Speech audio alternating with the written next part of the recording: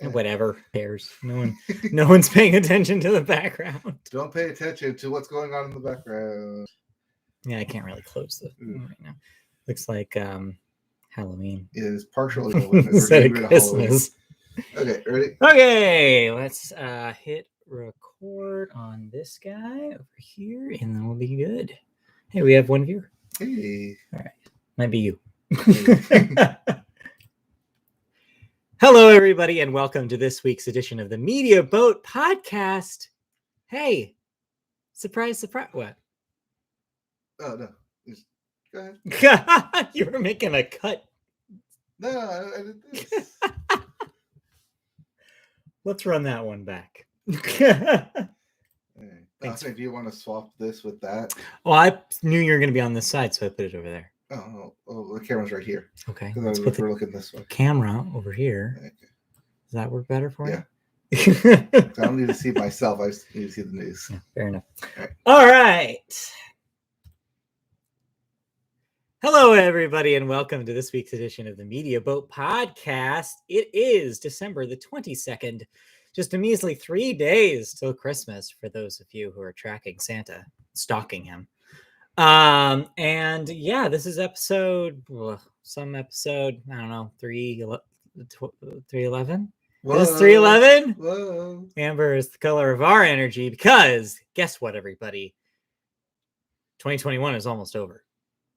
It is almost done. In fact, this is the last regular Media Boat podcast of the year. So this is our season finale. You said that right. Yeah. I did that on purpose. My name is Matt. His name is Mike. I'm Mike. He's Matt. Yes, this is the season finale, season 5 finale. Season 5 finale. Of the Media Boat Podcast. We can be syndicated now. No, we were syndicated like after season 2. Okay, thrice over. Yes, this is thrice over now. So 311. Well, I should say, if you don't know what the Media Boat Podcast is, we're a podcast that talks about movies, television, video games, and music, not necessarily in that order. We, as I said, are wrapping up the year that was 2021. In fact, we have some podcasts, special podcasts just for you that are doing just that. Next week, we will not be doing a live show because instead we will have a week's worth of wrap-up podcasts for you. We've been plugging them for the last 3 weeks, but now you finally get to listen to them. So get ready for the year that was in video games, movies, television, music, not necessarily in that order.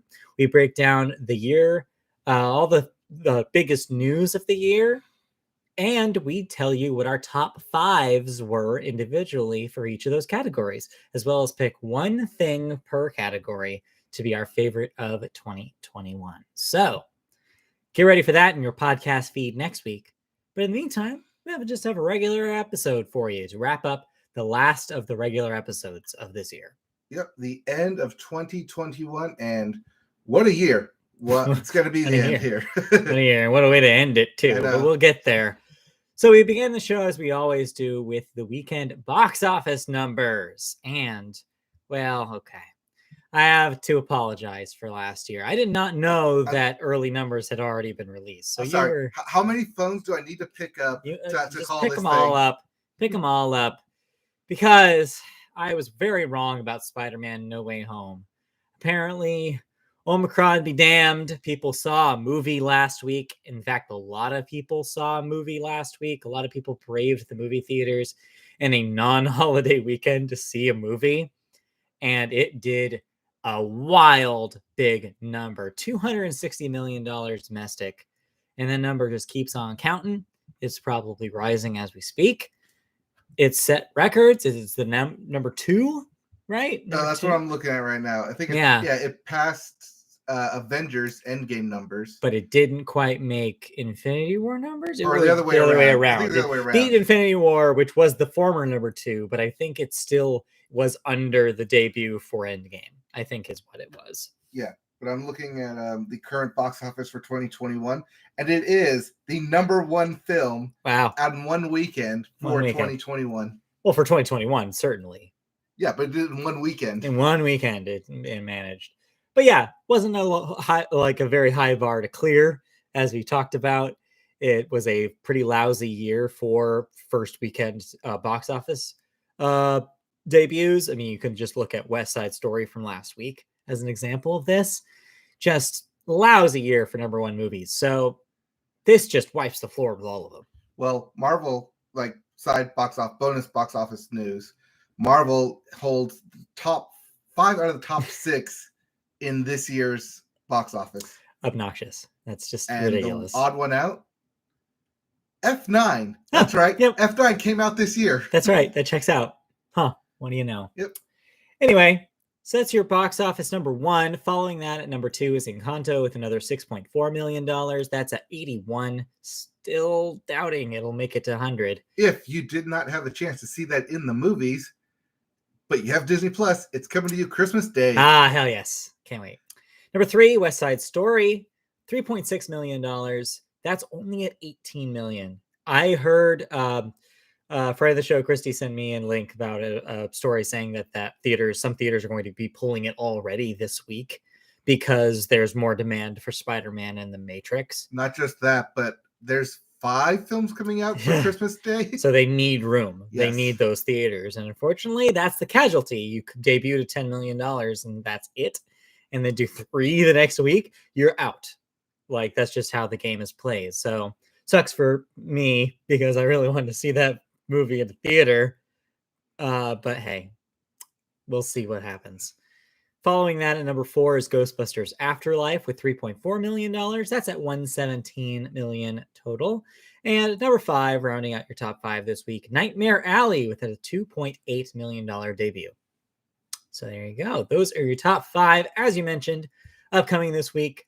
A whopping 5 different movies distributed from today, Wednesday the 22nd, going to Christmas Day on Saturday. Those include The King's Man, which, of course, as the name implies, is the prequel to the Kingsman series. Excited about that one. I bet you are. Your favorite, one of your favorite action franchises. Yep. And then Illumination's Sing 2 for the families out there. The Matrix Resurrections, which is out today, is a co-stream with HBO Max. The last in that yearly deal, dating back to 2020 release of Wonder Woman 1984. Yeah. And on Christmas Day, A Journal for Jordan, which I'm not sure what that is. It stars Michael B. Jordan, directed by Denzel Washington. Aha. And American Underdog, which I've seen Twitter ads for all week. It's about Kurt Warner. How much do you like Kurt Warner? And how much is this really about Kurt Warner, or the fact that he was surrounded by the greatest show on turf of the St. Louis Rams? Yeah, I mean, makes you think. That one does. I didn't think there was that much to tell about Kurt Warner, but I guess maybe I'm wrong. It's a famous story told within the NFL how he was bagging groceries before he got called up into the NFL. Sure. And then took the team to the Super Bowl and made a name for himself. Yeah. And now he's an analyst on Fox. It's true. It's true. So I can't wait in 10 more years. We'll get the Mark Sanchez story, right? No, it'll be the Tom Brady story, but he was drafted in the 6th round as the 199th pick. Yes, that too. Anyways, let's move on then. Oh, by the way, we'll talk about Matrix in a little. I have not seen it. I understand you have seen it. Or yes. So yes. We are planning to see it as soon as Christy gets home tonight. I won't spoil things. So please do not spoil because we finished Resurrections last night. We're ready to jump. Revolutions last night. We finished Revolutions last night. We're jumping straight into Resurrections tonight. So anyway, we'll talk about that in a moment. First, we got a couple of news stories to talk about. First up, the biggest news story in the world right now is the spread of the newest variant of COVID-19, Omicron. It feels like we've gone in circles here. Didn't we start the year talking about award shows being delayed? Well, deja vu all over again as things are getting closed down again thanks to the spread of this highly contagious variant. As Hollywood heads into the peak of Academy Awards season, live events are in limbo amid a worldwide surge of COVID-19 cases linked to this Omicron variant. On Monday, the AFI Awards, the BAFTA Tea Party, and the Palm Springs International Film Festival's Awards Gala were among the in-person events canceled as the industry comes to grips with yet another grim stretch of the ongoing pandemic. The Hollywood Critics Association on Tuesday decided to postpone their 5th annual HCA Film Awards ceremony until February 28th, citing the rising number of positive cases linked to this new variant. Other award shows and events that have been canceled include the Governor's Awards Ceremony, Fox's New Year's Eve Toast and Roast 2022, Hulu's How I Met Your Father's LA premiere, and New York Film Critics Circle Awards Ceremony. So just push them all back to the spring, maybe as early as February, but depending on how this shakes out, we'll see. And these are only the award shows that are being delayed. When we get to sports, we'll talk about cancellations there as well. And we'll talk about, again, with music, with some things that have happened as recent as Saturday and will continue to happen through the end of the year. So. Man, is this episode 311 or like 352? I mean, it sure feels like it. Just forever year. All right. Let's move on to our second story, which is a little bit happier, at least if you're Spike Lee. Or live in New York. Or if you live in New York. The Academy Award winner Spike Lee and his 40 Acres and a Mule Filmworks have formed a multi-year deal with Netflix following the successful collaborations Da 5 Bloods and She's Gotta Have It. Yeah, there should be an again parentheses here. Again. Quote, there's no better way for me and my company, 40 Acres and a Mule Filmworks, to begin the new year than renew our partnership with Ted, Scott, and Tendo, the fearless leaders of Netflix, Lee wrote in a statement announcing the deal. Not only that, but Mayor Bill de Blasio on Tuesday awarded Spike Lee the Key to the City, a ceremonial but high-profile honor recognizing his decades of artistry and local works. Lee is the 11th person to be awarded the Key to the City by de Blasio, whose term as mayor ends in a few days, as his replacement was elected earlier this year, I say. I mean, yep. So yeah, congratulations to Spike Lee. He's definitely been a very prominent figure in New York since he started. Outside of Madison Square Garden and Knicks games, yes. Yeah. Even inside. And inside. Yeah, just like he is synonymous with the city at this point. This makes sense. This is a neat way to kind of show the city's love for him. Good job. And hey, payday with Netflix. Don't hurt her. This is Netflix making the payday, saying that we're going to make more of these films, especially since Da 5 Bloods got Academy Award nominated last year. Yeah. So yeah, makes sense to me. No question marks here. I do have some question marks for you though, because you saw a couple of very high-profile movies. One of which shattered box office records last week. One of which is available on streaming right now. So which one do you want to talk about first? We'll talk about, we'll put them in order as I saw them. So on Friday. Well, I was talking about how with my, with people outside of like working with people, about how like all the screenings for Spider-Man at theaters, like, they were showing every 15 minutes. They were selling out. So we're like, okay, if we're going to see it this week, gotta do it. This is the one day we're going to see it. Yeah. And we found the one showing that was available for us. We found the one showing that had 2 seats available for us. We're like, okay, I guess this is where we're going to go see it now. I guess so. Because, we got to watch it for the podcast. And because it's Spider-Man. Yeah, well, that doesn't hurt. And because the next MCU film. All of these things are true. All of these things happening at the same time. So I've heard some things about this movie. I've heard that some are saying that it's one of the best of the MCU. It's emotional, pulls on your heartstrings. It does all sorts of weird stuff. But then I've also heard people say it's really bloated. There's a lot happening. It seems like they're trying to make 2 different movies. Who's right? What's this movie? Is it as good or as confusing as people are saying it is? This is Spider-Man : Endgame. Okay. Because you need to have watched the previous 2 Spider-Man films from Tom Holland. Yeah. An understanding of the previous 2 films starring Andrew Garfield. Okay. And the previous 3 films starring Tobey Maguire. That's a lot of prior knowledge, but okay. Yes. Because they take one villain from each of these films, each of the previous 5 films. Right. And brings them into this Tom Holland film. Now, is that spoiler?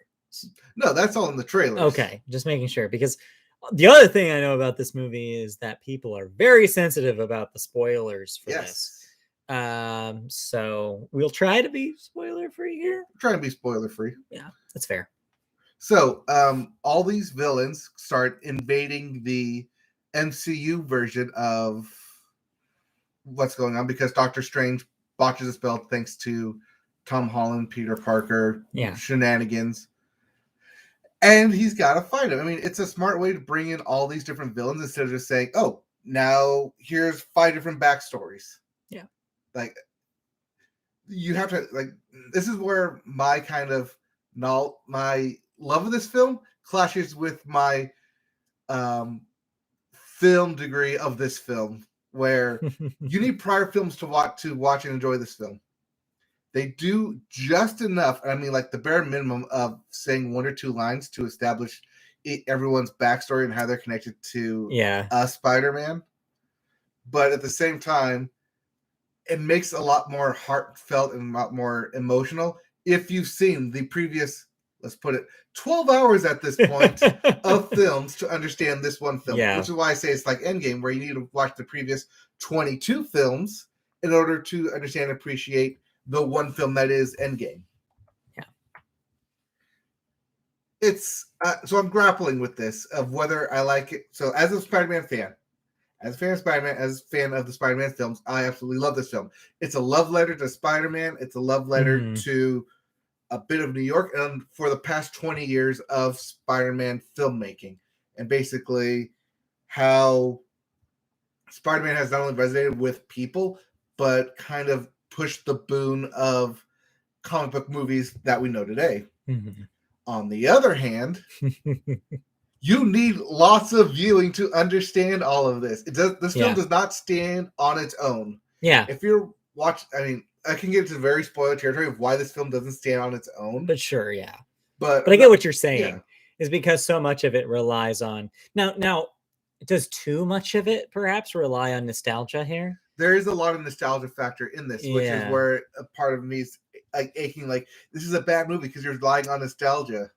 But then there's a part of me that says, but that's the good nostalgia. That's what you want to see. This is the culmination of nostalgia spoon-fed to you. And I think this is a similar conversation to the conversation about WandaVision near the beginning of the year. Yes. Where people were saying, like, is this really just, like, are they using this manipulative, like, nostalgia for the sake of itself? Or is the point they're trying to make with the series as a whole make it worth it? And so you could ask the same question here with Spider-Man. So they do address the point of it, of trying to basically, Tom Holland's trying to be the better version of Spider-Man as he confronts all of these different villains as they come through into his world, breaking the multiverse, thanks Strange, and basically wants to do better than the Spider-Man that they know. Sure. Because he's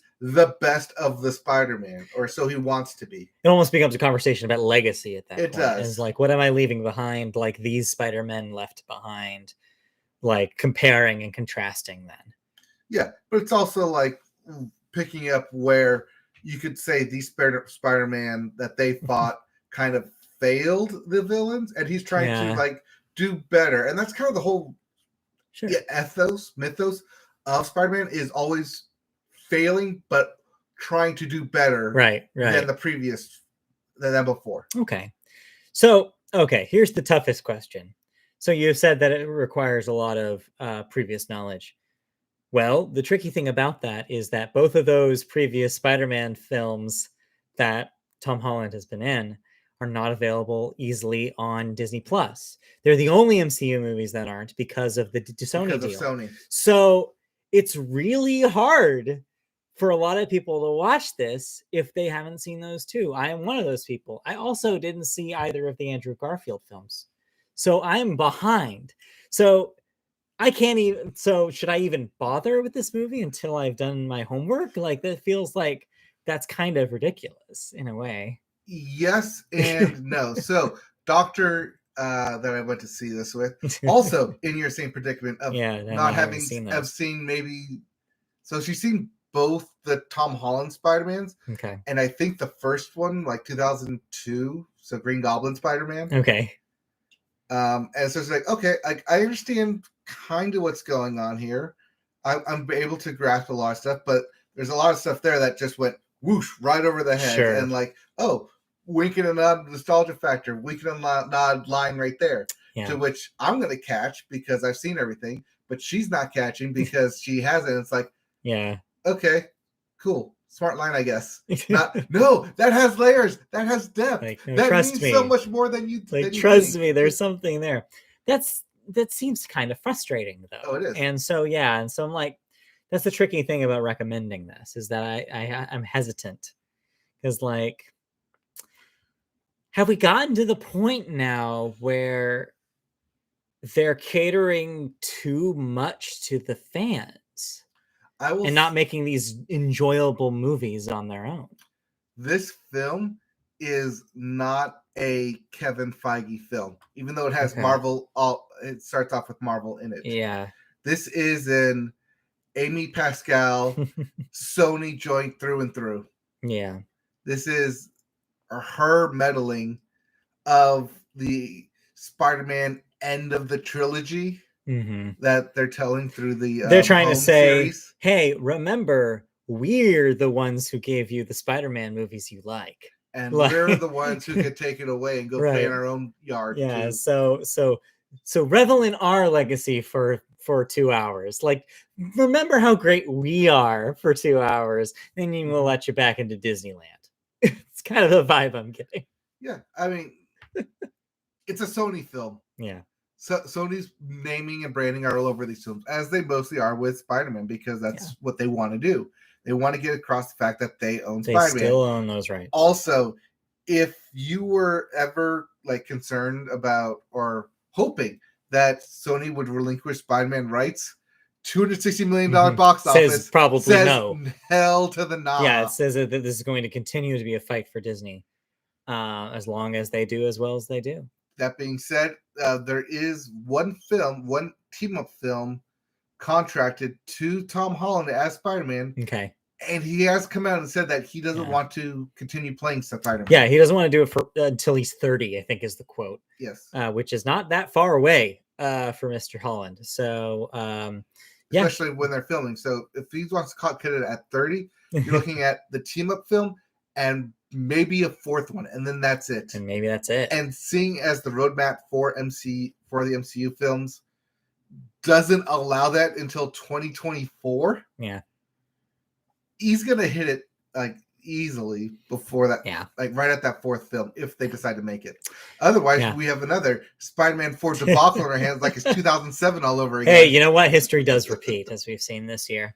So I guess to wrap it up, media boat scale, like, is this you got to see this in a theater, risk your life potentially, or is this a Spider-Man fan? I absolutely loved this film. Okay, but that's also like spoilers and like having the for reasons 20 years of knowledge of Spider-Man films, like in essence, stoking the childhood within me.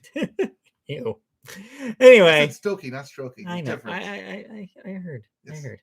Anyway, okay. Let's talk about something else. My inner child loved this film. Let's talk about something else that your inner child may have appreciated. Something else that is a sequel to some movies that came out a long time ago that maybe aren't super relevant anymore, but they're trying to make relevant in a new world. 1999, The Matrix comes out. Hell yeah. Great movie. Great movie. Yeah. I recently rewatched it. Yeah, it's still good. Yeah, except that if you go into this film blind, it is whiplash galore. Especially that first hour. But that's kind of cool, though. And that's one of the things that was really cool about The Matrix is that they were so confident in what that movie was. They were confident that they could throw you in Christopher Nolan-esque, like, into this world, not explain a whole lot, and just assume that you're going to catch up by the end of the movie. Well, that's it, because I've just rewatched The Matrix in anticipation for Matrix Resurrections. Right. And it starts off as a 90s cop film noir. Yeah. Then it transitions into sci-fi. Then it transitions into steampunk. Then it transitions into kung fu film in the middle of it. It's kind of all of that at once. Yeah. And that's why it's so cool. It's like this. It's and at the like all at the same. Tonal. Yeah. It's tonal whiplash of you don't know exactly what you're getting. And all at the same time as it's doing all of that very literal stuff, it's also doing this metaphorical work too, about like talking, like it's a really good metaphor for not feeling like you fit in and wondering what's different, like why you feel like the world is like not what you want it to, and then finding out the big mystery that turns out you were right, that there is more to the world that was under the surface, and then learning how to grapple with that. And then at the end, mastering it. But not just that, it also has this big philosophical arc of choice and what is choice in a binary society. Yeah. But of course, then you get the sequels.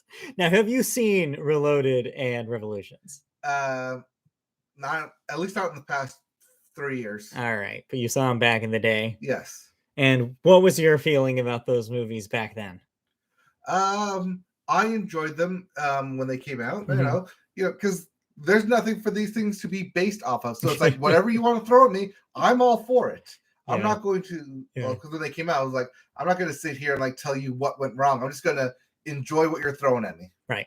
So I've just recently watched these for the first time. I watched them the last couple in the last week or so. They're really messy movies, but you're right. As long as you have an open, like you're opening yourself to the world, like none of it's that weird. Like they're weird movies, don't get me wrong, but like for the most part, what they're doing is like, hey, did you like the ideas we discussed in The Matrix? Well, what if there's an entire world we could get into to flesh it out a little bit more and explore those themes more specifically? And that's what those two movies are. They go heavier into metaphor. They go heavier into that whiplash that you were talking about, the tonal whiplash, where it's like, and then with the second one, it's like, oh, hey, you like those cool action sequences from the first one? What if there were 3 huge ones that lasted forever? All at the same time. Yeah. And then in 3 different locations. Right. And then the third movie is like, hey, you know what? That was fine, but let's actually not do that this time. Let's go almost like make this entire movie almost exclusively about these people, like in this, like to trying to fight off these machines, and then maybe do a little bit of a tie up at the end saying like, oh, also Neo solved that problem too. They're weird ass movies, but they work in their own weird way, and I enjoyed them for the most part, except for when they got a little too talky. But they're still weird, and I get why they have this reputation of being weird. And I understand why people who really liked The Matrix may have been a little maybe baffled by what they got when they went to the theater for those two.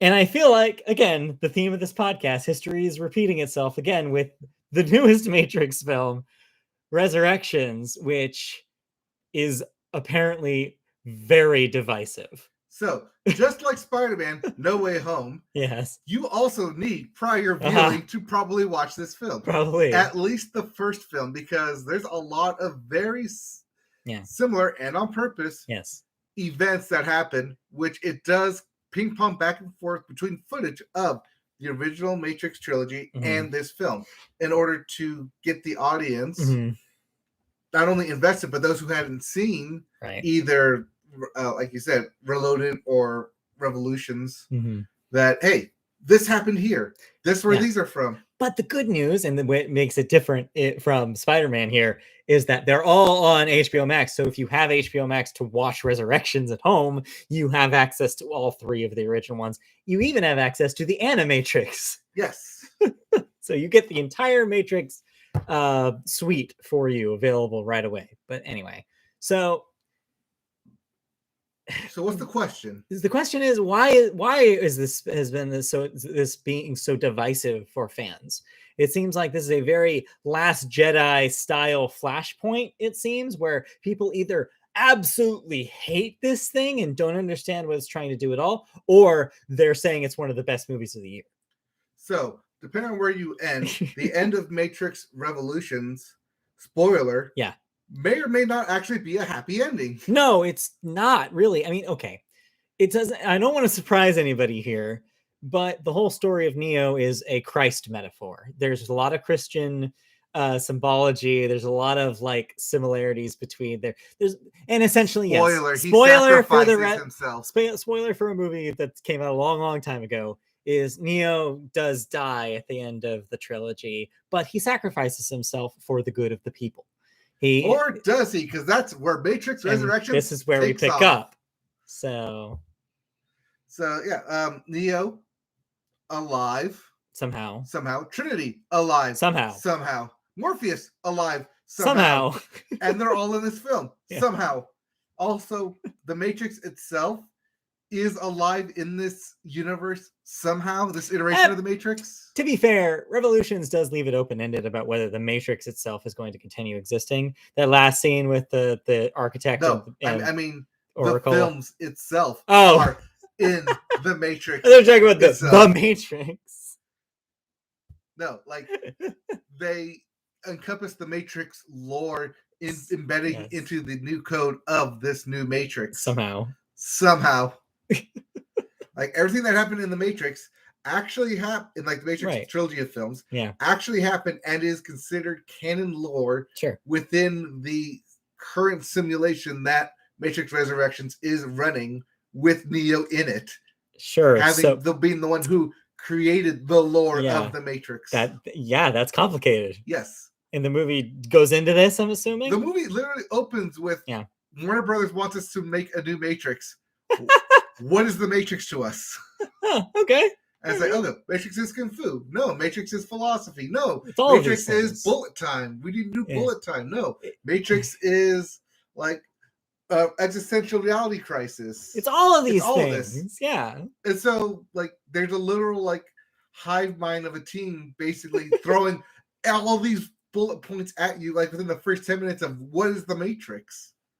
Like, not only to them, but to the fans, to a focus group, to the general audience. What is the Matrix? It's a good question. It's the question that the first movie was advertised with. Yes. That was the first tagline. It was that you could go to whatisthematrix.com. It was a big marketing push, was based on not knowing what the Matrix was until you saw the movie. Mm-hmm. And then some people coming out of the movie not really still knowing what the Matrix was.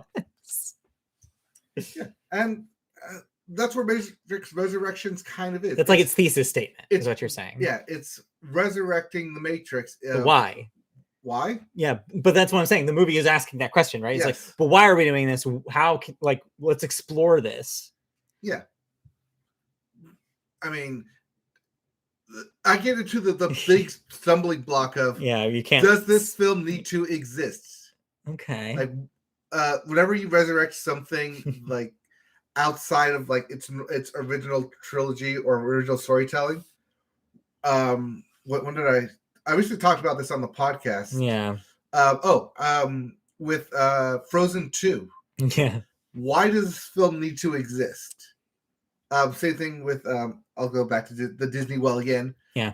Wreck-It Ralph Breaks the Internet. I mean, of course, there's the cynical point of view, which is to make money. It made a lot of money, so we're going to make another one because that will also make a lot of money. Yeah. So it's really but if you wanted to just make more stuff within the universe, you'd put it like in a short, in a series. I guess, but what makes it theatrical enough to be a big enough event to go to a theater? And what I'm going to say is that that's the job of the people making it, right? Is to prove that this needs to exist, to make a narrative that proves that this is a story in this world with these characters that's worthwhile, that we deemed worthwhile enough to make a movie about. Not just that, not just the world itself, but specifically what other stories are we trying to tell with these characters? Yeah. What is the big, I don't want to say necessarily a twist, but what's the big hook to get not just these characters, but you as an audience reinvested into this world? All right. So we're talking around this movie a lot. Well, yeah, because it just came out today. I know. But I guess it seems like you're talking about a lot of very high concept ideas here. So is this movie a collection of high concept exploratory ideas about what the Matrix is? Or is there like a linear story happening at the same time here? There is a linear story. Okay. There is a lot of conclusions and a lot of what happens next from Revelations that never got answered because it just ends. and the new kind of Matrix starts, and you're like, okay. So end of Revelations is new Matrix iteration begins, and Zion is no longer fighting the machines. Essentially, essentially, yeah. That's essentially where you're left off. Yeah, and Neo sacrificed himself. Yeah. So between then and now, a lot has happened. So it's a lot of backstory of filling in the previous years. Okay.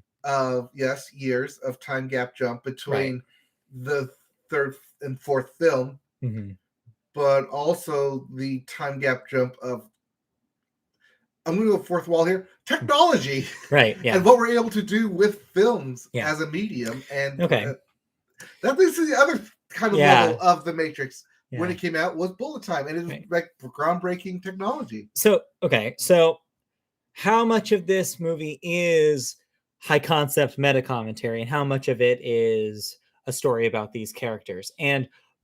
Or are those things so intertwined here? I'm trying not to talk about spoiling because they're so intertwined. These things are so intertwined that it's kind of trying to do both at the same time. Yes. With them both having effects on each other. That makes this an impossible movie to talk about. It comes down to a movie about choice. Yeah. And which is what the Matrix trilogy has always been about. Yeah. Especially the sequels. The sequels are entirely about choice. Yes. Or lack thereof. Well, that's the thing. In a film, technically there is no choice, because when you watch a film, they will always make the same movements. You can never delineate from it. So is it really a choice if it's pre-written and kind of predestined, and we're just along for the ride? Right. And that's kind of where the film likes to toe the line. All right. So this is where I return to that original question I asked you. Why do you think this is so divisive for fans of the original movies? Do you think that people going in expecting a movie just like the 3 Matrix movies are getting disappointed because of how high concept it's getting and fourth wall-y it's getting? Is that possibly why people are not liking it? I think it's because they nerfed Superman. And Neo isn't the Neo that they remember in their head or want him to be. Okay. Similar to how Luke Skywalker in The Last Jedi wasn't the Luke Skywalker that they had in their heads or what they wanted to be.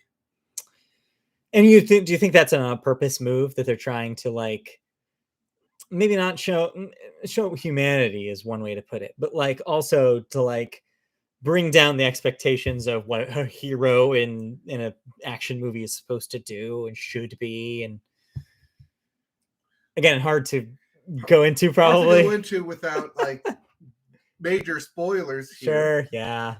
So do you think now, does that lead to the action not hitting as hard? Because I did see some feedback saying that a lot of people were disappointed by the action sequences here. It tries to hit a lot of the same notes that first Matrix did, especially in the same beats and kind of the same timeline as well. Sure, yeah. Does it? I don't think it hits as hard, especially because we're just action in the Matrix. It's a computer program. Yeah, but it was I that really way. Only care about these 3 or 4 main people who have real, quote unquote, real life consequences happening to them. Yeah. Yeah, and that's something that they kind of deal with in the first movie and don't really touch on in the second and third. Oh, but they go to it hard in the third, where everyone, and even the second one, where everyone becomes Agent Smith. Well, that's what I'm saying, is because what they do to get you to not think about that is that they just make them all Smiths because he is able to replicate himself. Right. You're never thinking about the people who are basically being abducted until that last line in Revolutions, which is like, hey, what are we going to do about the people who are still here? And the Arctic says, like, I don't know. Some of them will go home. Some of them will stick around. And I'm like, what? Is really how we're going to wrap that up? Is that some people, like, again, it goes back to that choice thing, right? Yep. It's like, they're just going to leave it to the people's choice. Like, what if they want to do? And the People's Choice Awards coming to CBS. Maybe not. Maybe not anymore. So, yeah, I don't know. This will probably be easier to talk about once I've seen it. I will be seeing it in just a few hours here. So, yeah, but I'm ready. I am ready now that I've seen the 2. So did you enjoy it? I enjoyed it more as a standalone film. Sure. And more as a companion piece to the first Matrix. Whereas with Spider-Man No Way Home, I enjoyed it from a fan Spider-Man standpoint and not necessarily a continuation of the previous 2 films that came before it. So it seems like if you're going in expecting another Matrix movie, you can potentially be disappointed by what this is.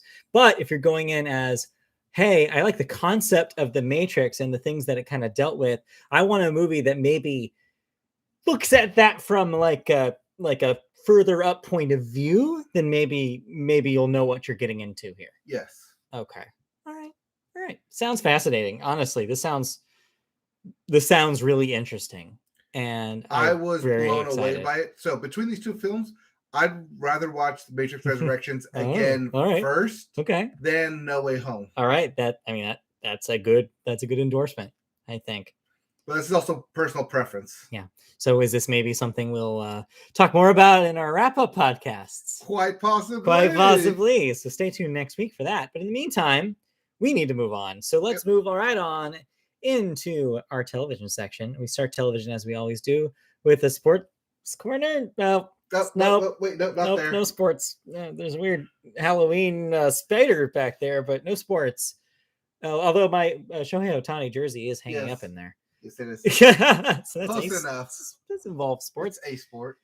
Sports news this week starts with hockey all over the place, making headlines. First by saying the NHL is canceling all games through Christmas, thanks to the spread of Omicron. So originally they were canceling any U.S. teams playing against any Canada teams. Yeah. On Monday and Tuesday. And then starting today, as this podcast on Wednesday, through the end of the week, through Christmas, they're just canceling all games. Yeah. Flat out, no one's playing hockey. Probably the smart choice right now. It seems like whatever we can do to make sure people aren't traveling right now is probably the right move. Not just traveling, but gathering in large venue capacity. Sure. Absolutely. Then to double down on that no traveling policy, the NHL has also confirmed that players will be skipping the upcoming Winter Olympics over COVID concerns. This is twice now. Yes. So they didn't do it in 2018. Yeah, 2018 either. They won't be doing it in 2022 either. So don't expect NHL stars in the hockey team for the Olympics. But expect them to come back in 2026 for the next time. Or so they say. So they say for now. We'll see where we're at in 2026, which is a weird thing to say. Let's move on into the NFL, where they're also dealing with COVID woes. 52 players across the NFL have been placed on the COVID reserved list. That's 10% of the league. Yeah, I was shocked when they said 10%. Yeah, that's a lot. Yeah. When you consider that, I guess NFL teams do not have that deep of a roster. No, there's a 52-man roster. Right. So 52 players of that 52 each team. Yes. That checks out. A total. It might be actually more than 52 now that I'm thinking about it. Might be. But still. When I first read it, they had 52 players. That's when they closed it down. I think I saw 10% after that as well. Okay. Still, that's a big chunk of it. So naturally, they're trying to fix that, right? Wrong. Apparently, they're rolling back regulations. Well, they're trying to fix how many positive tests they get. I guess. So they're saying that they will no longer test players if they are vaccinated and show no symptoms. Theoretically, this does save tests. You're right. Yes. But maybe he's letting some people fall through the cracks potentially, but we'll see. Yeah. So their previous policy was if you test positive. Yeah. But you test negative twice within 24 hours, you can play the following game. Yeah. But if you're unvaccinated and you test positive, you have to miss 10 days. Yeah. Mandatory. No questions asked, mandatory. Now they're saying that if you're vaccinated, you don't have to test unless you show symptoms. Okay. Makes sense, but also not showing symptoms is how things get passed around. Yeah. Exactly. But hey, what you gonna do? Meanwhile, the Green Day Packers. That's very different. The Green Bay Packers. Oh, the Green Day Packers. Do you have the time to watch them throw the ball? Are the first team in the NFL this season to clinch their division. 11 wins, 3 losses. Is that what that is? Yep, they're 11-3. Not bad. Even with Aaron Rodgers being out on COVID for like 2 of those games. God, that guy. So, goes to show you the Pack's strong this year. Yep, they are leading not only the division, but the National League as well, the National Conference. Are we going to see them in the Super Bowl, you think? No. That was confident. All right. Yes, that's a confident no, because Aaron Rodgers. I'll tell you right now, on December 22nd here, Media Boat season finale podcast. Super Bowl will be Tom Brady versus the Patriots. Are you kidding me? That's so boring. It's the clash of who's better. Who cares? That's what I say. Look at that giant waveform. All right, let's move on to something that's not as depressing. Well, sorry to ruin your ears. Depends. There. Yeah, sorry. In the world of golf, we had a father-son matchup here. So the past weekend was the PNC tournament. Okay. Well, PNC family tournament, where a professional golfer paired up with one of their family members. Yeah, including none other than Tiger Woods and his 12-year-old son, and John Daly and his 15-year-old son. Turns out Tiger came in second. John Daly and his son came in first. That being said, Tiger Woods and his 12-year-old son landed a record 11 straight birdies to finish 25 under par, and still came up second to John Daly and his son. I don't want to surprise anyone by saying this, but turns out if you have a father who's really, really good at golf, you'll probably be pretty good at golf too, because he's taught you your entire life. Yeah. Also, he's 12. Yeah, he's 12. There were tweets going around saying, like, when I grow up, I want to be 12-year-old Tiger's son. I'll play as good as Tiger's 12-year-old son. Seriously, if only. Maybe they have some careers in the future. Next 10 years, expect to see baby Tiger versus baby Daly. I'll look forward to that. Yep. Anything else in sports before we move on? No, we can move on. All right. So what, though, is what I asked, because you don't have much to talk about for television this week. I was doing some news, and then I had to promptly shift my plans. So you have some bit here about the Boba Fett series that will be soon coming to Disney Plus. I figure I should talk about it now, since by the time we actually talk about the actual series, sure, it'll be new season next year, because Disney decided that the Book of Boba Fett would premiere December 29th. Sure, weirdly enough. For some weird reason. I don't know. Like, they had to get in within calendar year 2021, and they said, we can't do it on Friday. We have to do it on Wednesday, the 29th, to make contractually obligated you premiere within 2021 calendar year. I guess so, yeah. Well, whatever reason, it will be premiering then, and... reason I bring it up is because director and showrunner Robert Rodriguez. Yes, that Robert Rodriguez has been making the media tour and answering questions. Sure. The main one being, why do the trailers kind of look boring? why am I not excited for the Book of Boba Fett? Yeah. And he said that this was Disney and LucasArts' decision. Okay. Or Lucasfilm decision to do it. All right. Because for all the trailers, he was only allowed to use the first 5 to 10 minutes of the first episode. Does this sound familiar? Yeah. This is exactly what they did with The Mandalorian when it came out. Okay. That they were only allowed to use the first 5 to 10 minutes in its promo. To avoid spoilers. And that's where everyone's pointing to, that there will be some massive spoiler or shift in that first episode. Oh, of course there will be. They can't do these shows, these Disney Plus shows, without doing that anymore. They've now bred like the audience to expect it. Like, you can't just do a straight up story about Boba Fett anymore. There has to be something huge that we're gonna find out.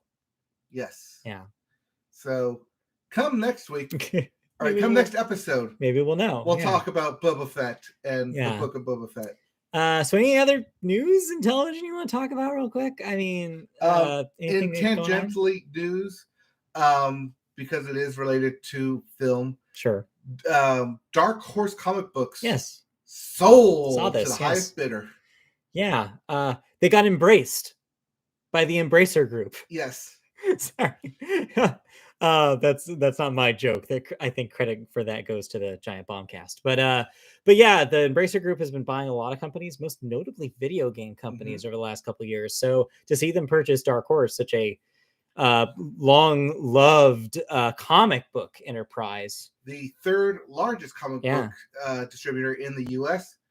behind DC and Marvel. It was a wild move. Yes. No, I don't think anybody expected a company like Embracer to buy them. But yes, you're right. This does have a potential effects on all kinds of media, not just video games. This could be, like you said, television shows, movies, adaptations of famous Dark Horse works. Yep. So expect possible Dark Horse comic books coming to a screen near you. Could happen in the near future, and by that I mean a year or two out. Yeah, probably, because however long things take. They're not going to spend, what was the deal, like $250, I think, something like that, just to continue making comic books. No, not here. They'll do something with it. Yeah, they will. All right. Speaking of Disney Plus, while we were still on that subject, you finished off the latest in the MCU Disney Plus series verse. Yes. Disney Plus and Marvel released Hawkeye. Yeah, you put an arrow in Hawkeye, and he's done. Yes. So how was this? This is Hawkeye, but it's also Kate Bishop origin story. Right. As we kind of suggested. Yeah, as you talked about this over the last couple of weeks, it does seem like that not a whole lot's going on here, except for the fact that they're trying to launch her as the next thing. Yeah. So in case you haven't been paying attention to the latest developments of the MCU, specifically the stuff happening on Disney Plus, sure, chances are they're trying to wiggle their way through into Young Avengers. Sure, yes. One being Kate Bishop into this thing. Well, because all the old Avengers are either dead or leaving the MCU. Exactly, disbanded. Yeah, so they need some young blood. Yep, they need some young Avengers now. So that's more or less what this happens to be. Okay. At the same time, it's a story about Hawkeye who has zero superpowers. He just shoots arrows real good. That's his entire thing. Yep, he's just very, very accurate. But essentially, that's the crux of the series. Yeah. I mean, besides the fact that it's named Hawkeye, but right. If you have zero superpowers, can you still make a difference? Yeah. It's the question it's the question that every single Batman movie is about. Except Batman has money. It's true. It is true. He does have money. Yes. I'd say you can say the same thing about Tony Stark, but Tony Stark has money. He literally built his suit of armor. That's true. Out of scraps in a cave. So what you're saying is Hawkeye is even less interesting than Iron Man or Batman. What I'm saying is that Hawkeye is more of an everyday man. Yeah, which makes him more boring than everyone else. So yeah, overall, is this worth watching if it's just really seems like it's a setup platform? I like it as a Christmas special. Sure. Okay, but a long ass Christmas special. Yeah. It does do some stuff to weave into the MCU some other storylines. Mm-hmm. If albeit like the final 3 episodes. Oh, and they make you wait for it. Well, it's 6 episodes long, so the first 3 is all set up, and then the final 3 is here's how everything gets connected to each other. Okay. I liked it better. Sure, but it's also doesn't have the quite as high stakes that Loki, which we just got done with, right? Kind of the same thing. Or even WandaVision. Like it seems like the bar is pretty low here because it's about Hawkeye, and there's only so much you can say about Hawkeye. It's about family. Yeah. Yes. Yeah, and the Christmas and the holiday spirit. Yeah, I'll just watch Die Hard again. Yeah, it's fine. That's fine. All right. Any other television? So yeah, you don't have to watch Hawkeye until it actually becomes relevant. Then you can just binge Hawkeye. I'll skip it. Anything else we watched this week? Nope, but I did see that the next 4 episodes of Amphibia are up available. Yes. So episodes for season 3, 1 through 9. Yes, Amphibia and Ghost and Molly McGee. The first run of those episodes are up on Disney Plus as well. Give that a watch too if you're curious.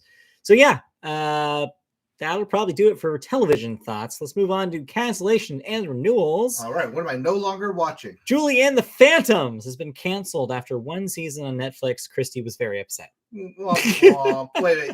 Was this the one with the boy band? This was the one with the dead boy band. Yes. Yes. It's bizarre. I watched the pilot with her, and I was like, I do not like this, but she loved it, so she watched the rest of it. But it's okay. I guess other people also did not like this. Didn't seem to hit anybody really hard. Then a couple of deaths this week. Sally Ann Howe, 91, an actress, was in Chitty Chitty Bang Bang, Brigadoon, and The Admirable Crichton, among others. And also Bob Keselowski, aged 70, a NASCAR driver and also the owner of Keselowski Motorsports. Also father of Brad Keselowski, current NASCAR driver. There you go. All right. With that, let's flip this script over to you and let's talk about some music. And we start music with the Billboard. And we start the Billboard with the Hot 100. Ringing the bells, everybody. It's here. Ding, ding. It happened. It's here. The week of Christmas is, of course, when Mariah Carey, or rather, should I say, McDonald's presents Mariah Carey's menu. Delicious. All I Want for Christmas Is You. Number one. Yep. Go buy another house. As it always is this time of year. Your number one song, because it's literally everywhere. At number two, Rockin' Round the Christmas Tree by Brenda Lee. Yep. At three, breaking the stride there, Easy on Me by Adele drops 2 places. Not about Christmas enough, I guess. Nope. But number 4 goes right back to the Christmas spirit with Jingle Bell Rock by Bobby Helms. And rounding out your top 5, have, in parentheses, A Holly Jolly Christmas by Burl Ives. Yeah. In case you didn't know. In case you didn't know. You didn't hear. As for your albums chart, your Billboard 200. Yes. Once again, at number 1 is 30 by Adele. She cannot be dethroned here.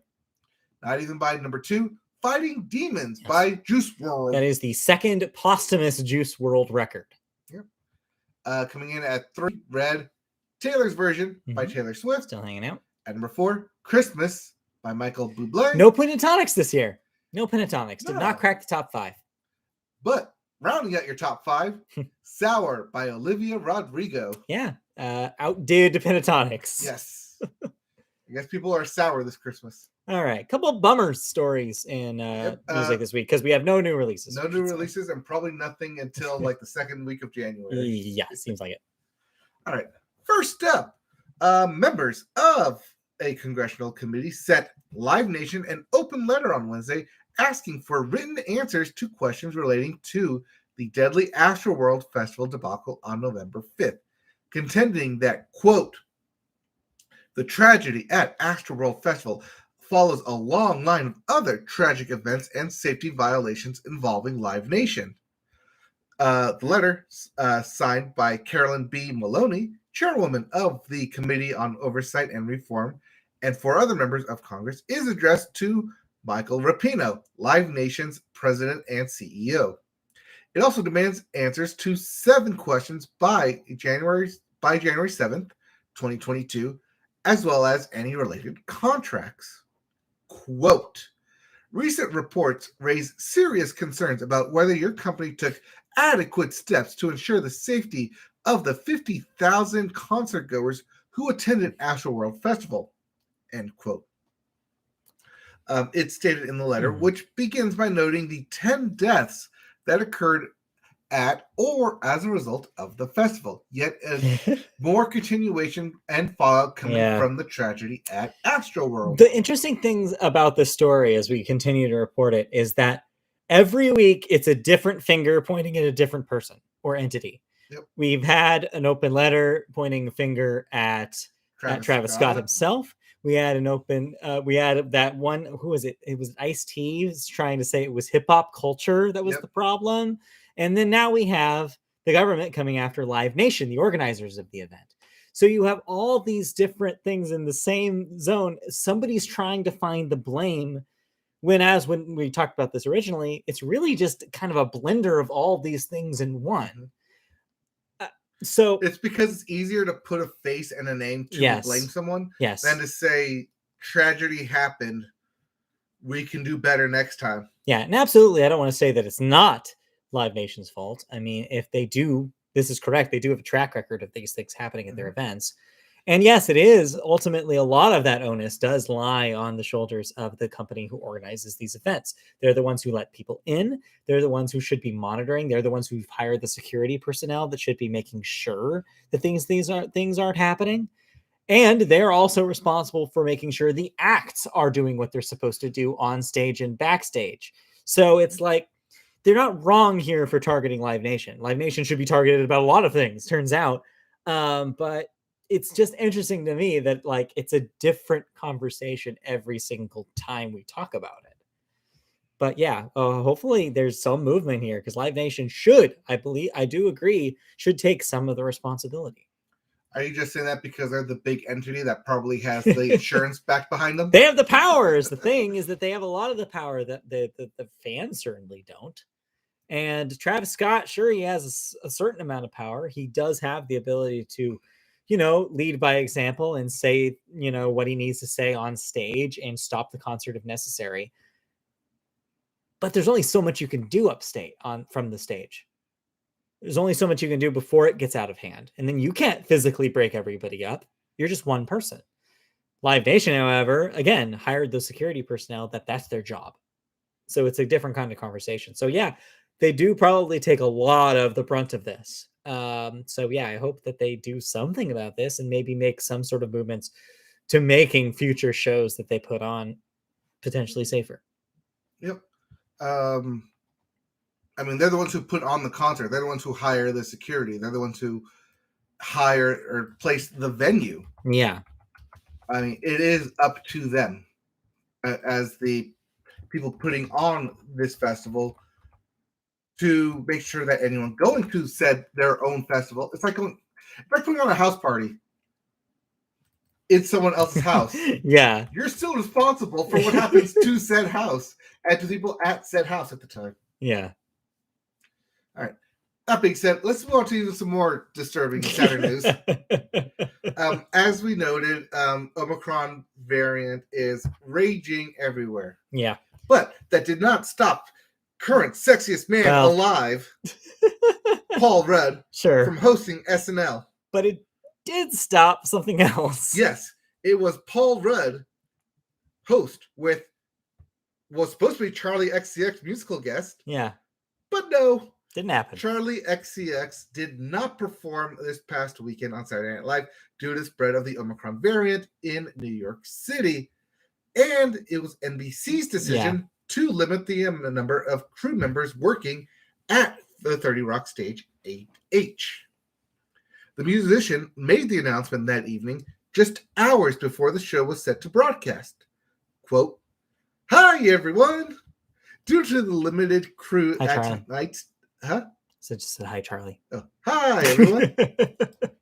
Due to the limited crew at tonight's taping of SNL, my musical performance will no longer be able to go ahead. I am devastated and heartbroken. Myself, Caroline, Christine, and all our crew and teams have worked so hard all week alongside the SNL team to bring the most amazing musical performance to life. Caroline being Caroline Polachek, which was supposed to perform with her, and Christine being another artist formerly of Christine and the Queens, who was also supposed to be there performing with Charlie. Instead, they had SNL cast members come out and sing Christmas carols. Yeah, well, and interspersed with like clips, because when I briefly tuned in to see what they were doing about it, I saw Tom Hanks introducing a sketch that Tom Hanks was in 20 years or 30 years ago. Yes. I was like, okay, it's a weird choice. Yeah. There's only, I think, like 6 cast members in total. Even the cold open was Paul Rudd being introduced by Tina Fey and Steve Martin into the Five Timers Club. Yeah, this is notable for a couple of reasons. One, this was the last episode of the season for 2021. Mm-hmm. This was also their Christmas special. Usually they do a big deal for that kind of thing. Then also, it was also supposed to be Kate McKinnon's return to the season after being out for a few weeks taping something else. I think she was there last week. Okay. All right. For like 2 skits. Okay, maybe I'm off by a week, but I knew that was around this time. But this was what she was supposed to like be in, like most. This is the return of regular form. Yeah, because she had been out for a while filming something. But yeah, so disappointing to see them kind of have to throw an audible at the end of at the last minute. But hey, that's what makes it love. Yeah, Lauren has done that for years on this show. They've had to throw a lot of audibles, so it's not super surprising that they were able to pull off some sort of show. Yep. But what do you mean, but? The last sentence here. Oh, meanwhile, planned performances across the world are being canceled in anticipation of a continued Omicron spread. Yeah, I slapped this at the end of this story just to kind of as an addendum, because this is going to be kind of what's happening. Newsflash. This will be our top story when we return. That, hey, more stuff got canceled. More stuff got pushed. Yep. Because I already saw iHeartRadio's Jingle Ball has been canceled. Yep. A lot of the New Year's, as you said earlier, New Year's Eve celebration stuff that has also been canceled. A lot of touring bands are canceling future shows. I want to say New York just put out a thing saying that they don't want people gathering for the ball to drop in Times Square. It'll be just like January of 2021's show, where they don't do a whole lot. Right. So last year's show. Yeah. Wow, it's been a year. It's been a long year. Been a year. We end where we began in a way, except now at least we have vaccines. So, hey, this is, I guess, the Media Vote podcast opportunity to do our PSA. If you're not vaccinated, get vaccinated. If you are vaccinated, get your booster. Continue to wear masks in public places. Don't gather in very crowded locations right now. Wait till things chill out a little bit longer before you start going to concerts again, going to, big family reunions. Just keep these things in mind going forward, and hopefully we'll survive the winter. We just got to get to spring, and hopefully we'll chill a little bit. I did see an article coming out of Walter Reed that they have very promising vaccination. So they have a vaccine that they're developing that will potentially not only address current strains and past strains of COVID, but is perhaps future-proof to future strains as well because of its approach. They're attacking it at the source. Yeah. But there's one thing that they need to do first, and that's test it. They need to test it on people who have already been vaccinated previously, which is a lot of people at this point. So jury's still out about whether this is going to be the, no pun intended, shot in the arm that we need. But if it is, that's great. That's great news, because that means it's a one-shot solution potentially. If it's not, we might be doing this we're not selling it as a miracle cure. Yeah, so just what we're saying is that there's hope, and that we're going to keep our eyes and ears open for hopeful things going in the future. But for now, just lay low for the time being. Do what you need to do. Stay safe out there. And we're going to stay an hour late and not talk about medical jargon. So we'll swerve to video games. Let's swerve. We always love to swerve to video games. Yeah, we do. Except no new video games. No new releases in video games. But we do have some numbers to throw at you from the Game Awards. Guess what? We weren't the only ones who watched them. No, because the Game Awards enjoyed record viewership figures this year, with the show being held at the Microsoft Theater in LA on December 9th, which happened to be the 8th edition of the annual event. Was a major production featuring musical performances, celebrity guests, an award show, and a host of game reveals. Among the headlining audience figures, the Game Awards 2021 delivered on a record 85 million global live streams across video and social media platforms, which is up from 83 million last year and practically doubling from 45 million in 2019. So this is a rare thing.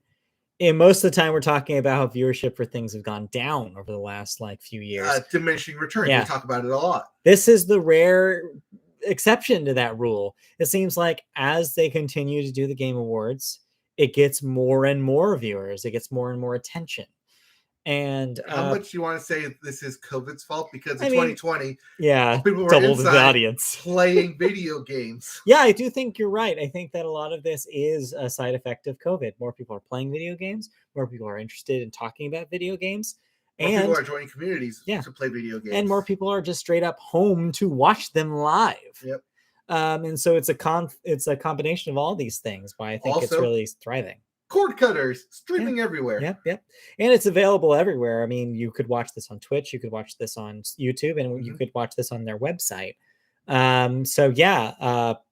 Kind of a no-brainer that a lot of people were interested in this. Video games just keep getting to be a bigger and bigger audience. More and more people are playing them every year. Yes. Can I go back to 1980 when someone said video gaming was a fad and going to die out? Come and say, you were wrong. I mean, as for the show itself, this year was such a weird show. I don't know if the show is getting better.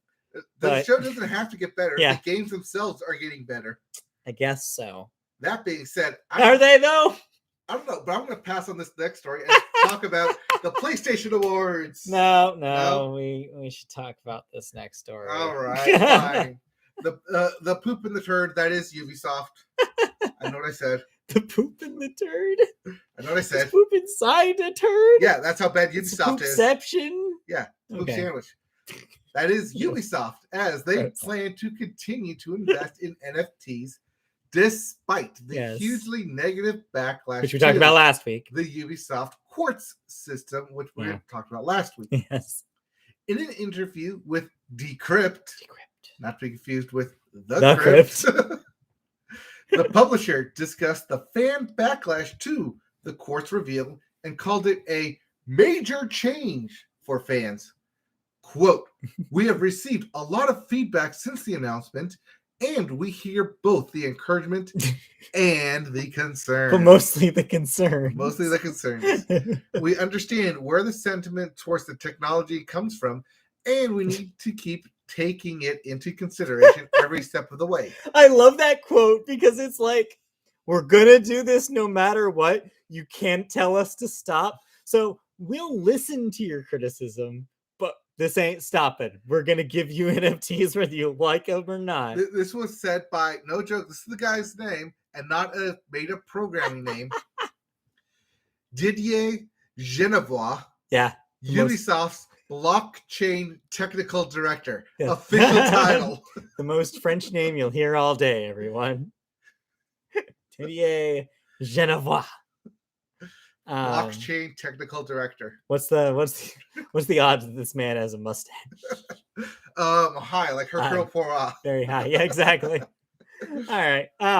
So yeah, this is just further proof that these companies have just been convinced by real rich assholes that this is the way to do it. This is the way to go, that people are interested in NFTs. My problem with NFT is that it only it's like art, only has value if you give it value. If you don't give it value, you don't pay attention to it, it'll go away. I mean, also, one of the fun, I don't know if this is still true today, but I wish it was. It might be. But a few days ago, there was a screenshot going around about, I guess, of the Ubisoft Quartz system in action. Apparently there was only like 15 total transactions days after this thing had launched, and only $300 had been spent, and was just getting passed back and forth between these 15 people. Oh, just trying to boost up their own inventory? Because the thing about this is that there's not a market for it. There's a handful of rich assholes, like I said, that think that this is the future. $300 rich assholes that are all just trading with several other rich assholes back and forth forever. That is not a market. That is nothing close to a market. They want you to believe there's a market, so that way more and more angels and investors funnel more and more money into this thing. Hey, that's all that's happening. Here's an actual thing. Will you pay $300 for it? No, it's a battery. It's not worth that much. Just play with me. Okay. $301. Fine. That is now worth more than the NFTs that Ubisoft has. Somehow. God. This reminded me of the bit that PlayStation did after the Xbox One reveal. How to trade games. Yes. They even addressed that in that Xbox documentary series. It's very funny. Anyway, that's a stupid story, but yes, it goes to show you that right now that is what's happening in video game boardrooms all over the place right now. Is people are telling them that this is the future, but there's no proof. They cannot show you what it actually will do for video games, what benefits there will be. They just think there's money there. They show them Bitcoin stock market. Yeah. And then they show them, here's the meme of Dogecoin and how much it makes now. Yeah. You thought it was a meme? Haha, I can get pennies on your meme now. But then when the actual people who play video games tell them that they're not interested, they just ignore them and keep going. And this is going to continue being the story. We're going to see this exact same story from EA. We're going to see this exact same story from Activision. Next year is going to be the first, I'll say probably for the NFTs first a new loot box? 3 months. Yeah, I think that you're going to see the same arc. All where video game story of the year, NFTs a new loot box. Yes. In fact, yeah, if this hadn't all just happened over the last few months, this would have easily been in the running for story of the year. Watch this space, 2022 video game story of the year.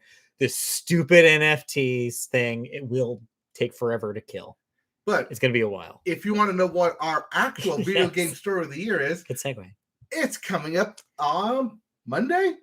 Yeah, one of those days. So next week, as I mentioned at the top of the show, get ready for our year-end wrap-up shows. We'll have wrap-ups for video games, television, video games twice. Yes. Video games, television, movies, and music. Nice. You'll listen to it twice. Maybe you will. And then a fifth wrap-up episode that will wrap up the year and everything else. All of that will be in your ears, in your podcast provider of choice, on our feed. So if you don't know what that is, search Media Boat Podcast on any podcast service of your choice, and you will find them there. While I'm plugging, let's plug away. Because that's it for video games. That's it for the show. That's it for the season. That's it for season 5 proper of the Media Boat Podcast. Thank you for listening all year long. If you've been a year-long listener or longer, we appreciate you. We want to hear more about you and from you. So if you have questions going into 2022, please feel free to ask us. You can email us at mediaboatpodcast@gmail.com. If you want to watch us live in the new year, where our weekly live episodes, you can do so on YouTube. Just search Media Boat Podcast, find our channel, like, subscribe, click the bell for notifications, whatever you like to do on your YouTube experience. Let us join your experience. Let us entertain you on YouTube. Get notified when we go live so you can join the chat. And as I mentioned, recorded shows audio-wise are also available podcast services, Apple Podcasts, Google Play, Activision. My mouth is not doing what my brain is telling it to do right now. Amazon is what the word I was looking for is. iHeartRadio, any of those, we're there. Just search Media Boat Podcast. You can find us on social media platforms like Twitter, where our handle is at MediaBoatCat. No, at MediaBoatCat. MediaBoatCast. All of those things and more. So thank you for joining us in 2021. We'll be back in 2022. Make sure to listen to our wrap-up editions next week. We will see you in season 6 of the Media Boat Podcast. Where maybe I will master the English language. Wow, no one can ever master it. Season 6. Okay, we got to talk about like what we did in season 5. Yeah. All right. Enjoy what we did in season 5. See you next year. We'll see you next year. Happy New Year, Merry Christmas, Happy Holidays, and goodbye. I think we may or may not see you actually on New Year's Day. Maybe. We'll see. Okay. Bye. Bye. Thank you. Hey. I gotta stop the recording. Thank you for watching. Bye. It's like, why are you taking command?